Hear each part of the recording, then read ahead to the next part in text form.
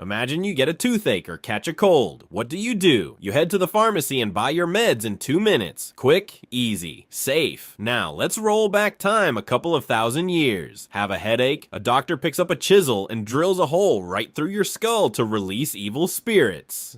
Stomach ache? Here's a nice shot of liquid mercury. Welcome to the history of medicine, an era when trying to get cured had roughly the same odds of killing you as the disease itself. For millennia, science was replaced by a wild cocktail of superstitions, poisons, and fatal mistakes. Trust me, after this video, you'll start appreciating simple aspirin like the greatest miracle in the universe. Let's start with one of the oldest methods, skull trepanation, zero anesthesia, zero sterilization. A person complains of a migraine or strange behavior, and a medicine man saws right through living skull bone. And the shocking part, people actually survived. Archaeologists have found thousands of skulls with healed bone edges. And if holes in the head didn't work, superstition took over. In ancient Rome, epileptics drank the warm blood of freshly slain gladiators. In the Middle Ages, illnesses were treated with incantations, prayers, and walks under a full moon.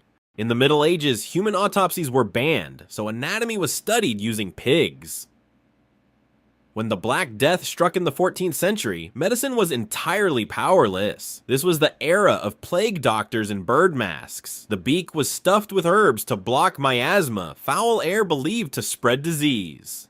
They treated buboes with red-hot irons, live toads, and a ban on bathing to plug the pores.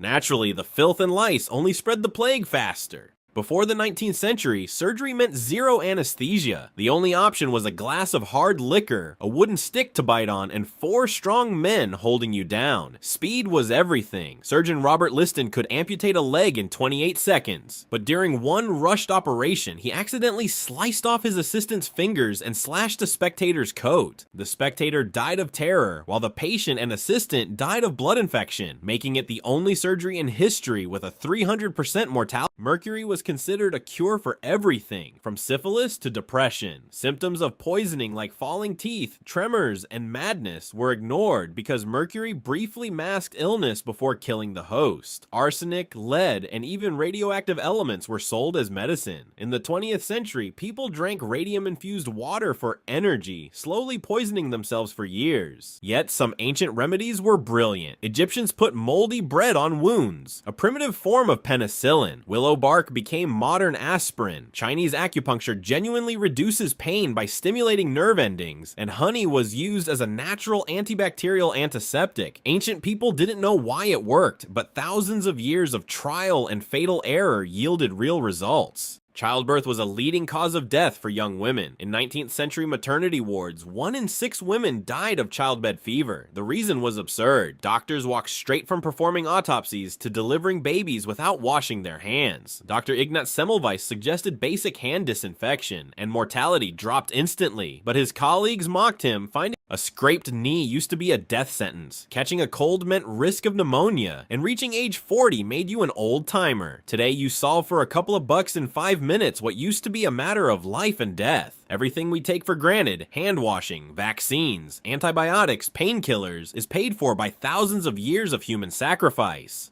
If you had to pick one historical era where survival was the hardest, which would you choose? Let me know in the comments.